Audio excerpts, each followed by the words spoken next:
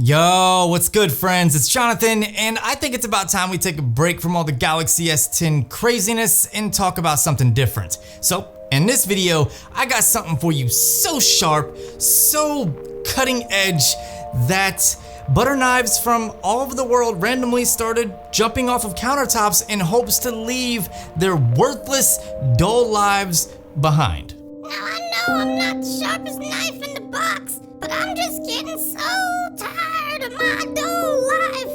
I just can't take it anymore. But it's so far down. I don't know if I could. Oh shit, somebody cleaned the counters.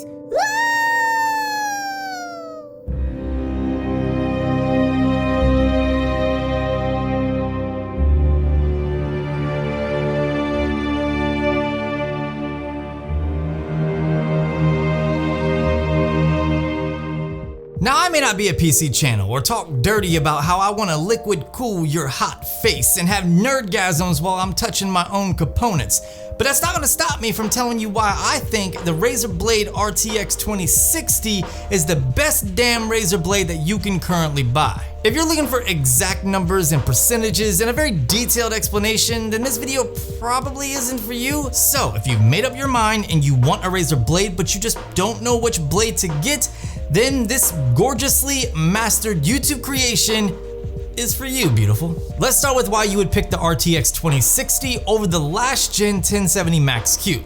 For starters, it's cheaper, unless of course you go the used or refurbished route.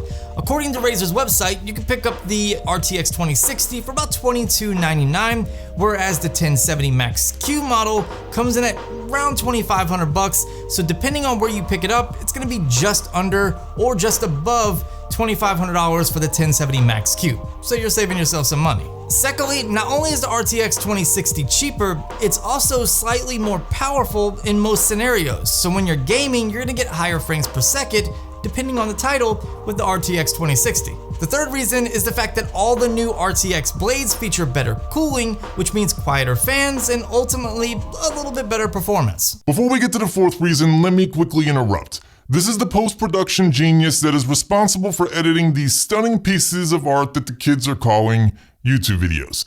One thing that the jackass you're watching forgot to mention is any type of gaming performance. In Doom, while I don't have an exact average frames per second for you, both played back in high and ultra settings fine. However, the 2060 was able to peak out at 144 frames per second in both settings and hold these settings much more consistently versus the 1070 Max-Q. Also, you can see here that the 1070 Max-Q model stutters occasionally, resulting in choppy playback at times, whereas the 2060 remains much smoother. After running the Tomb Raider Shadow of the Groundhog benchmark, wait, what? You mean that's not the name of the game? Crap. You can see that the 2060 did outperform the 1070 Max-Q by a small margin, but that margin grows after running the Firestrike Ultra test, which you can see the results here. Okay, so that's all I wanted to say. If you want more tests including video editing performance, just let me know and we can cover it in a separate video. Now back to the jackass that you were watching before. Fourth, the new RTX blades feature updated keyboard backlighting, including the function keys, which is something that I have been wanting for a long time with Razer's laptops. I love my Razer Blade Pro, but I just couldn't deal with not having the function keys light up at night, and now they gave it to me, and it's in a smaller form factor. Finally, fifth, Razer has included Windows Hello to the webcam, making for super easy logins. This is a huge addition considering the previous generation Razer Blades didn't even have a fingerprint scanner, so this is definitely a major step up. I would say between Windows Hello and the function keys now being backlit, those two reasons are enough to go with an RTX series blade over last gen. Moving away from the 1070 comparison and looking at how the 2060 model compares to its other siblings, the 2060 is definitely the most affordable option, and you don't really get too many compromises. You get the same CPU, same RAM, same battery size, same 144Hz matte display, and you get the same port selection. Now, when it comes to the performance versus the other RTX models, I just want to quickly lay down my opinion about a few things. When gaming on a 1080p laptop and not being concerned with outputting to an external 4K monitor or a monitor with a higher refresh rate, it's kind of silly to waste money on a GPU that is capable of outputting such quality. And to piggyback off of that, it really doesn't make sense to game at the highest settings if you're only gaming on a 1080p laptop display. Finally, ray tracing at this point in time is kind of pointless, and really you shouldn't consider ray tracing when picking one of these laptops since very few titles actually support it. With all of this in mind, the 2060 performs very similar to the 2070 Max-Q. This is due to the fact that you're getting basically a desktop version of the 2060, whereas the 2070 Max-Q has been limited due to power draw for laptop restrictions, and that means it's not going to perform as good as a 2070 desktop version GPU. However, this is not considering ray tracing. When you bring that into play, the 2070 Max-Q is going to dance circles around the 2060. But as I said, I don't feel that ray tracing is something to consider at this point in time. Now, the 2080 Max-Q is by far ridiculously powerful and much more powerful than the 2060, but it's kind of pointless and wasted power unless you're going to be using this as a desktop replacement and outputting to a display or multiple displays, or you just really want to invest in ray tracing moving forward in time. Now here's the thing, I might have struck a nerd nerve with what I just said, but if you're looking at the cost to performance ratio of the 2060 versus the other RTX laptops from Razer, you're definitely getting more value with the 2060.